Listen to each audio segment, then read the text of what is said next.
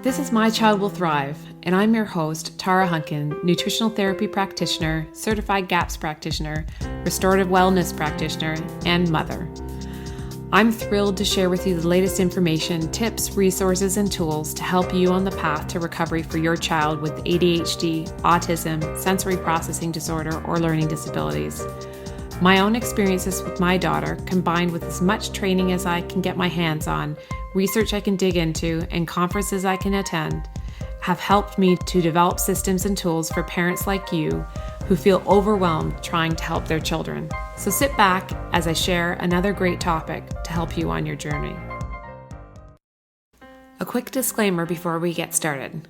My Child Will Thrive is not a substitute for working with a qualified healthcare practitioner.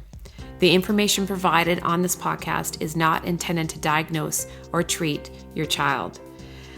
Please consult your healthcare practitioner before implementing any information or treatments that you have learned about on this podcast. There are many gifted, passionate, and knowledgeable practitioners with hundreds, if not thousands, of hours of study and clinical experience available to help guide you. Part of our goal is to give you the knowledge and tools you need to effectively advocate for your child so that you don't blindly implement each new treatment that comes along. No one knows your child better than you. No one knows your child's history like you do or can better judge what is normal or abnormal for your child. The greatest success in recovery comes from the parent being informed and asking the right questions and making the best decisions for their child in coordination with a team of qualified practitioners in different areas of specialty. Today's podcast is sponsored by the Autism, ADHD, and Sensory Processing Disorder Summit. In order to learn more about the summit and to sign up for free, please go to www.mychildwillthrive.com/summit. I want to welcome you to the My Child Will Thrive podcast. Today, I'm really excited to have with me a guest of, she's a repeat guest to the My Child Will Thrive community, but first timer on the podcast itself. It's Jodi Cohen. Jodi is a best-selling author, an award-winning journalist, a functional practitioner, and founder of Vibrant Blue Oils, my favorite oils that are out there. And she's combined her training in nutritional therapy and aromatherapy to create a unique proprietary blend of organic and wild-crafted essential oils. She's helped over 50,000 clients heal from brain-related challenges, including anxiety, insomnia, and autoimmunity. For the past 10 years, she's lectured at wellness centers, conferences, and corporations on brain health, essential oils, stress, and detoxification. She's been seen in the New York Times, Wellness Mama, Elephant Journal, and numerous publications, and her website, vibrantblueoils.com, is visited by over 300,000 natural health seekers every year. And she's rapidly become a top resource for essential oils education on the internet today. And today, actually, we are celebrating the launch of her new book. So Jodi, and there it is. Yeah. So Jodi, can you tell us, well, first of all, welcome. And I want to start off, we're going to talk about a whole bunch of things, essential oils, but tell us, obviously, first, the name of your book, why you wrote your book, and we'll start right off. For anybody that wants to find it, where are they going to be able to find it today? Because it actually goes, your book baby goes out into the world today. So we're here to celebrate that. Today. Yeah, it's essential oils to boost the brain and heal the body. The easiest way to get it and actually grab a gift while you're at it is to go to boostthebrainbook.com/gift and just enter your email address. We'll give you a really detailed download of some of the things we're going to talk about today, and then it will direct you to easy book links. Yeah, so that's great. I wanted to get that out of the way right from the beginning because I didn't want anybody that didn't have a chance to listen to the entire episode not hear about the fact that you have a book. And one of the reasons why I wanted you to have you on is, one, because you are my go-to resource itself for essential oils. My whole family has their little blue bottles all around the house. We use them all the time because they are my favorite in so many different ways for so many reasons. But also, I am a huge book lover, as I was just talking to you before we started to record today. And I really think there's nothing better than a book as a resource to have when you want to learn about a particular topic. I mean, obviously, I have a website, I host summits, but I absolutely love books. So I couldn't be more thrilled that you've taken all this knowledge and distilled it into a resource for the parents and practitioners that are listening today. Yeah, thank you. No, I do too. I like earmark books. I highlight, and I really tried to organize it in a way.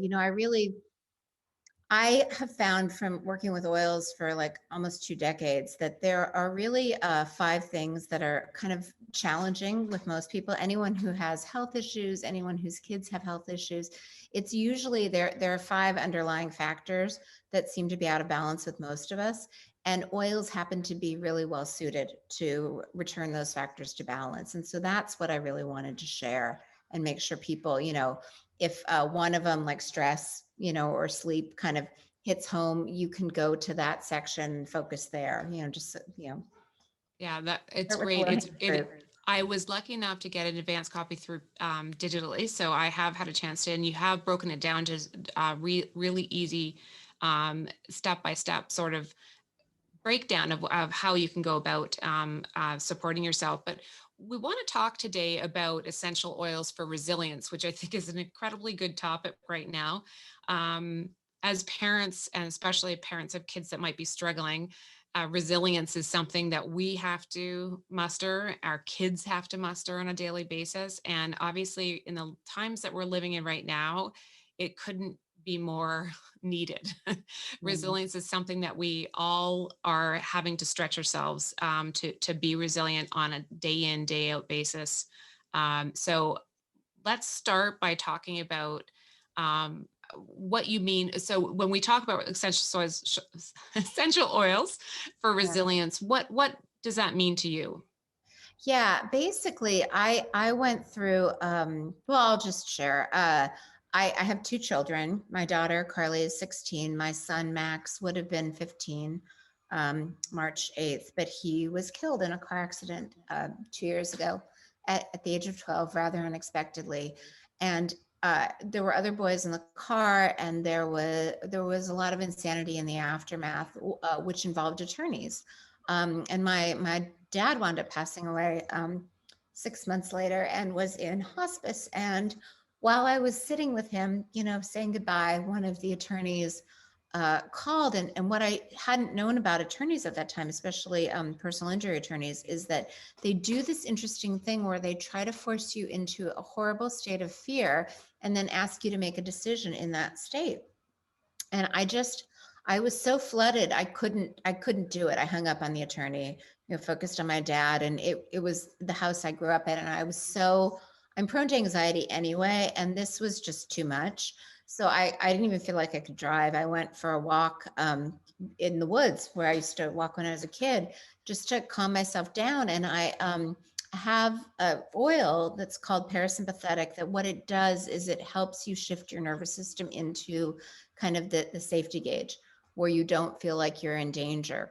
And as I was walking, and trying to kind of think through this situation that had been positioned as black and white, I realized, wait a minute, I need more information. Like, how could I make a decision right now? Like, I need to know this, I need to understand this, and this could be a possibility. And the more I walked and the more I felt safe, the more it was like I could access kind of my problem solving and my ability to kind of see things more clearly. And I suddenly realized, like, wait a minute, there's absolutely no need to decide this today.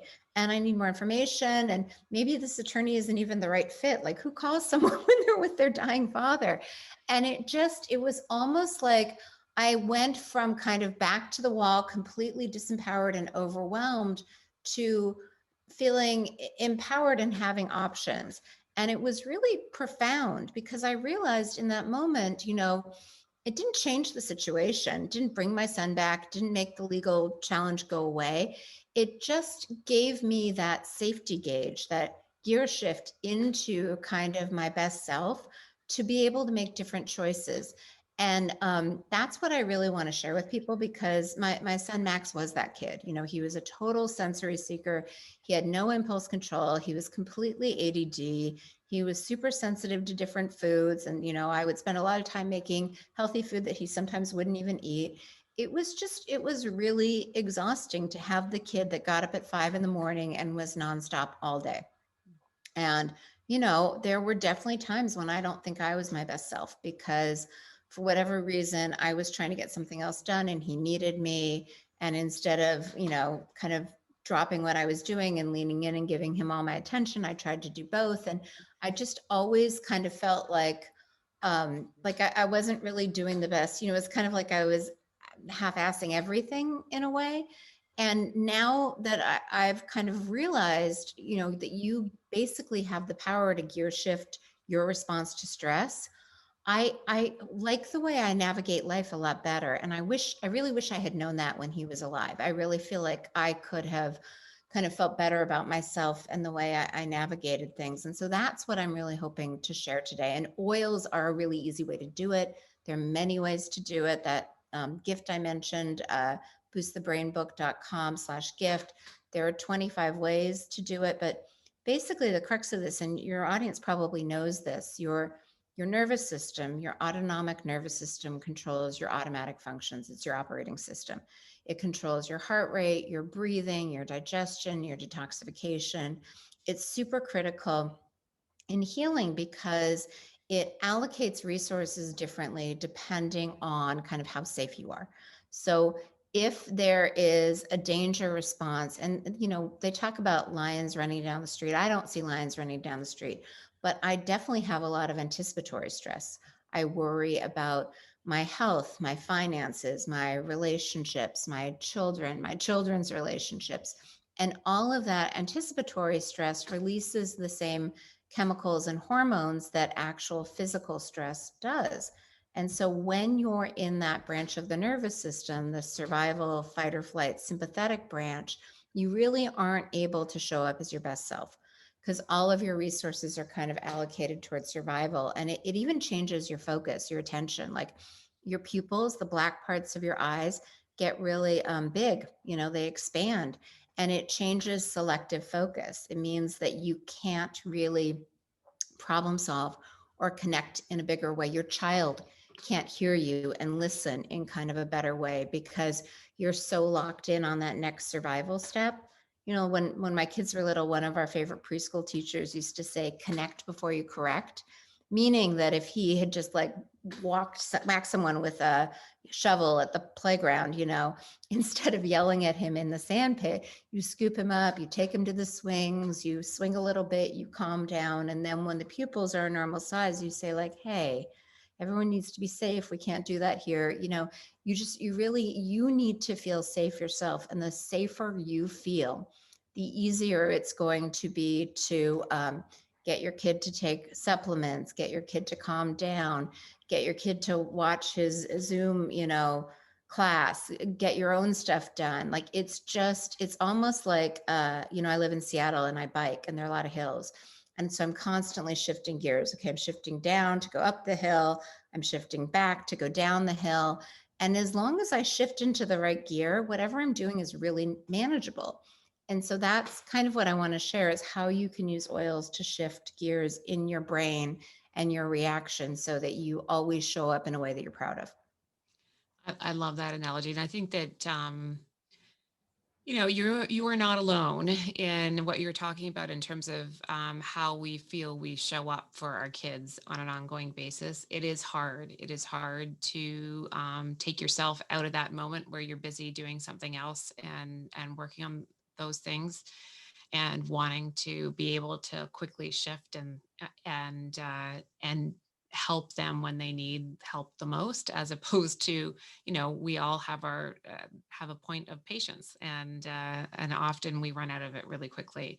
And I think right now we are all suffering from that because there is a lack of, you talk about safety's the feeling of safety is really been taken away from pretty much everyone, and especially our kids who really don't cope well with change to begin with. Right now really plan for anything, which is really making life stressful for them, and in turn for us as well. So I think we need every tool we can possibly get our hands on right now to help us with that down regulation and bring us more into that feeling of safety as we can right now. One of the things you talk about in the book is, the one of the reasons why I like it is that it's very well researched, and I know that you love to research and pull the research out. There was a study that you referenced in there with respect to the use of smell um, for this. We'll talk about the different ways that in terms of different ways that the oils can get in. But what is so special about the sense of smell or the olfactory or sensory system, and how that can actually help us tap into the nervous system? Yeah, it's interesting. I wonder, as we've evolved over time, if our sense of smell has been a bit down regulated, but it really has priority for our senses. It's kind of the number one of the five senses, scent that keeps us alive, sense that keeps us alive, right? Because we can smell food, we can smell water, we can smell predator odor and avoid them, we can smell fire. And so, basically what's happening is our brain is taking in all the sensory information and then responding. And different sensory information is kind of routed through different areas of the brain. Smell goes directly to the amygdala, which is really kind of the security epicenter. It's the Pentagon of the brain. All the other senses are routed through the thalamus first. So scent takes priority. And that's why, like, if you've ever, I don't know, for me, it's like blackberries in the summer, something about that. It's like I'm five again at my grandma's cabin. It's amazing how quickly you can correlate memory with smell. And that's partially to keep you alive. And I think the research you're referencing is actually a Nobel laureate, also out of Seattle, named Linda Buck, who talked about, she did a lot of research on olfactory receptors, and specifically the ones that were sensitive to predator odor that kind of invoked a fear response. And what she found is that smelling roses actually turns off that fear response. So that idea of stopping to smell the roses, it has a lot of merit and research to back it up. So in your own life, if you're feeling overwhelmed, smelling a flower, smelling a rose, if you have rose oil, smelling it, I find applying it over the heart is a really kind of it's kind of a lovely ritual that always makes me feel calm. It was my go-to for grief. So that's just an easy thing you can do. Yeah, it's pretty amazing. You also explain the relevance or the importance of the olfactory epithelium as well in the book. Can you talk a bit about that as well? Yeah. So the epithelium, the like outer layer of our skin, is really accessible through the nasal pathway, and that's actually, there are varying theories on how does the oil actually get into the bloodstream. There's a lot of belief that it goes directly through the epithelium into the capillaries, and so it doesn't. When you ingest something, you need to digest it, and then it goes through the liver, and then it gets into the blood. And smell is the fastest way into the system. It's interesting. The reason that cocaine is inhaled and they kind of do anesthesia intranasally is because that's the fastest way to get anything into the brain. And also the blood-brain barrier is the thinnest there. So things, it's like the security system is a little bit less rigorous in that area. So things can pass into the brain more quickly. Yeah, that is really interesting, and also I think can um, it's also one of the reasons why oils are it's such a beautiful thing for parents is because um, we're always struggling to find the things that we can use very easily and they're very non-invasive. And obviously, the sense of smell is a really easy way to get your kids, especially if it's something that they like the smell of. Can you talk about some of the oils that you recommend for things to support the nervous system or and calm anxiety? Yeah, I have two favorite ways to apply them. And one actually is whatever oil your kid likes. Max loved orange. Citrus oils have a lot of research that they're really calming and help with kind of focus. So anything your kid likes, if they like lemon, lemon's great for cleaning Sharpie off of anything. Also, grapefruit is a good one. Any of the oranges, bergamot and neroli have a lot of research. They're also more expensive. Basic orange is usually less than $10, and most kids like it. But here's a cool thing, especially for anxiety. So there's a whole branch of chiropractic known as functional neurology, where they're kind of looking at different hemispheres of the brain and how to activate or sedate different areas. So functional neurologist Titus Chu taught me that if you're having an anxiety attack or your kid is, that is your right forehead, your right frontal lobe that's overactive. And so the way he calms it is smelling anything through the left nostril, because then the left nostril goes directly to the left forehead. You stimulate that area by smelling, balance the two hemispheres, and the anxiety attack goes away. And as someone who's prone to anxiety, I can tell you from personal experience, it's amazing. It works really quickly. And, any remedy that you use is additive and cumulative. Like if you're exercising, maybe you can start with 1 mile, you work up to 2, it keeps building. The more you do this, the less likely you are to suffer from anxiety attacks. So Wow. that's my favorite because it's oil. Any oil you have in your house is good. That, yeah, well, so favorite for lots of different reasons. Non-invasive helps to rebalance the brain, and also you can use whatever they like, which is, there aren't too many things that we do for our kids that fill all those buckets. So that's a really great trick. And as people who are listening know, I'm a very big fan of functional neurology, and so that's always great to hear another option for them. One of the things actually I do want to bring up is, I know that you've told me this before because we've had conversations before, is one of the things you've done in the book is, although I am a huge fan of your actual oils that you can purchase, but one of the things you've done because of frustrations of not being able to make them available to everywhere around the world and everything else and getting lots of requests, is that you are opening up the back end of what you do to create these amazing oil blends that you have. Can you tell us a little bit about what's in the book about oil blends and what you're sharing? Yeah, I basically give away the recipes so that if you're affiliated with an oil company and you love their products, you can make it yourself. I'm really trying to meet people where they're at. I've come to realize we went to a big raspberry farm this summer and decided to make jam. And it's March and it's still in my freezer because I don't need that much. But I know I have tons of friends who are huge do-it-themselvers and they love it. And that's fantastic. And now in the future, when I go through my supply, in 7 years or whenever it runs out, I'll probably buy jam from the supermarket because I'm not really a do-it-yourselfer. So my goal is really, if you like to mix your own oils and you have some in the house, fantastic. Here's the recipes. If you're worried about doing it wrong or you just want someone to do it for you, you can buy it from me. I just, everyone gets to kind of show up as their best self. But the big one that I've never shared before is what I call our parasympathetic oil. And I'll explain why it works and then what it is. So we talked about the two branches of the autonomic nervous system, the sympathetic fight or flight and the parasympathetic rest and digest. And the on-off switch, the gear shift between these two states is your vagus nerve. It's the longest nerve in the body that most people have never heard of. Quick anatomy lesson: starts at the back of the head, splits, and is most accessible right behind the ear on that mastoid bone.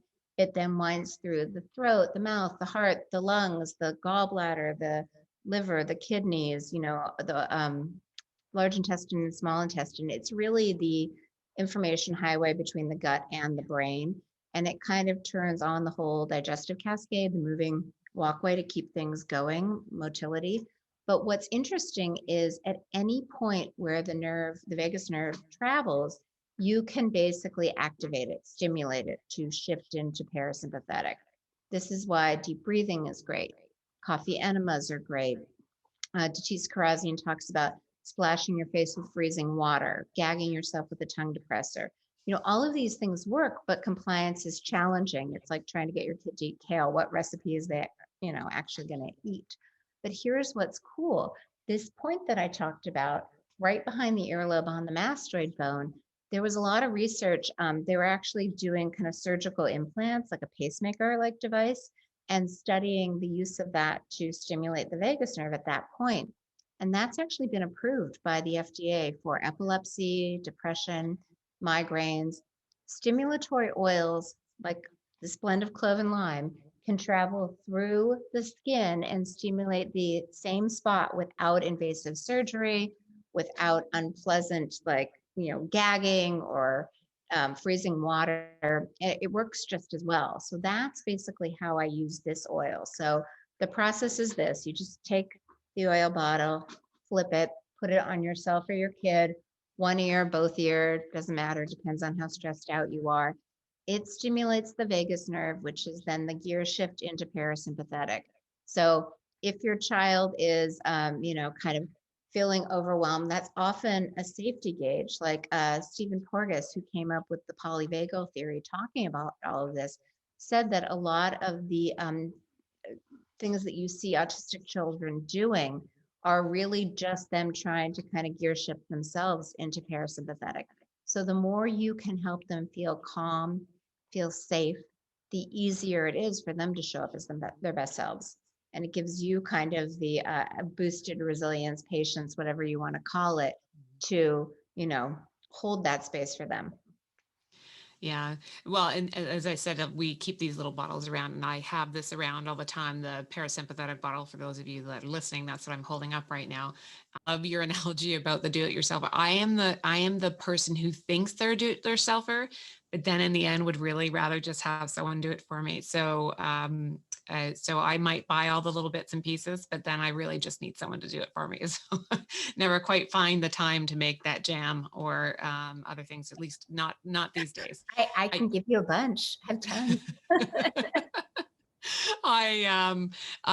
Yes, now that I'm out of my gaps cooking days, which I was for many years, I think my do-it-yourself cooking and cooking up batches of personal care products and all those types of things, I kind of burnt out. So now I always look for an amazing resource that can do it for me so I can spend my time on a few other things.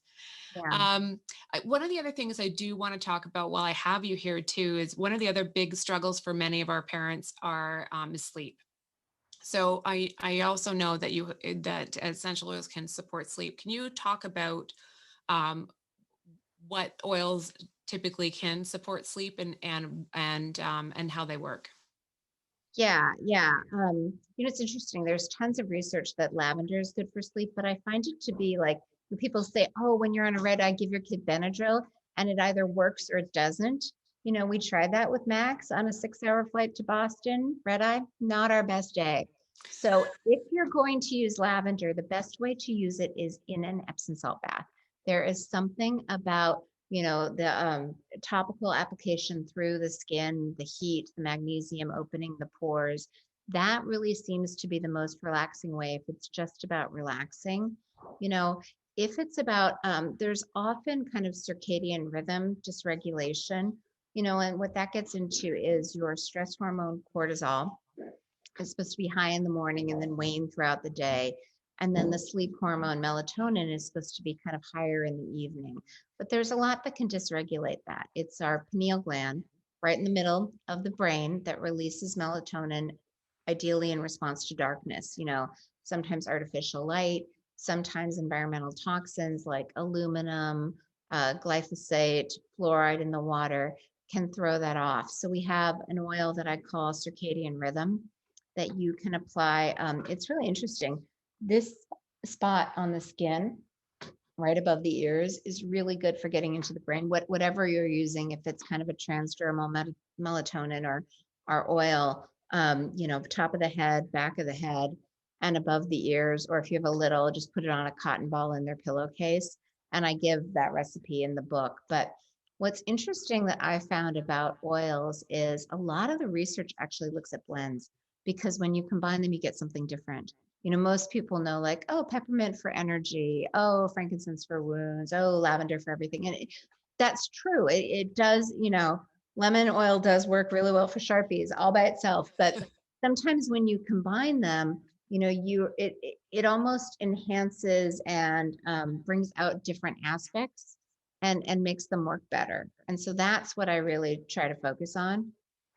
Yeah, actually, there's a good part in the book where you do talk about the synergistic impact of using the different oils, which is really interesting and important thing to note because it's not unlike, as nutritionists, you and I, when we talk about, you can't, a nutrient in isolation is not how, is not typically very impactful. It has to be with particular cofactors and other things. So it makes sense to me that when it comes to essential oils, that you can have those kinds of synergistic impacts. So that's also amazing that comes up in the book. And because you have formulated these blends, and now that you are giving away your recipes in the book for the blends, it saves us all a lot of time and energy trying to figure out which ones of these oils we should be putting together for certain results.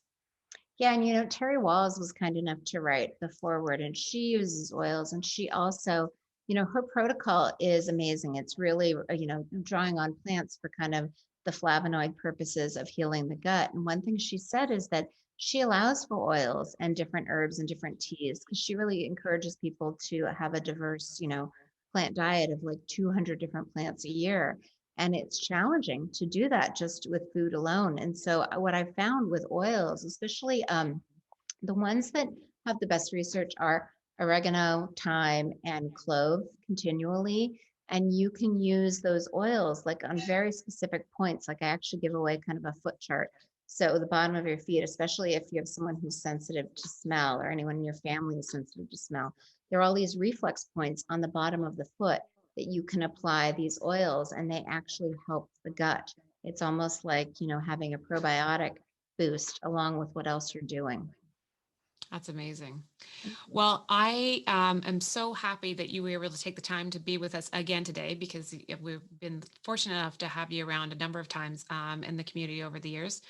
But just to wrap up, let's remind everybody again. I will put the links in the show notes, but if you're listening to this while you're in your car, let's just remind them the name of the book and where's the best place to get that and their gift. Yeah, it's essential oils to boost the brain and heal the body. It's sold anywhere you can buy books. If you like to support your local bookseller, get it there. And then if you go to boostthebrainbook.com/gift, you can download 25 ways to activate your vagus nerve. So oils is one of them. Just pick the one that you like the best or that you think is easiest for your kiddo to integrate every day. Thank you so much for being here with us again, and congratulations on the book, because I know how much work they are. I'm thrilled that we get to share it with everybody here today. Thank you. Thanks for having me. So that's a wrap. Thanks for joining me this week on My Child Will Thrive. I'm so passionate about giving you the tools and information you need to help your child recover. And as they say, it takes a village, so join us in the My Child Will Thrive Village Facebook group, where you can meet like-minded parents and stay up to date on everything we have going on at My Child Will Thrive. This is Tara Hunkin, and I'll catch you on the next podcast or over at mychildwillthrive.com.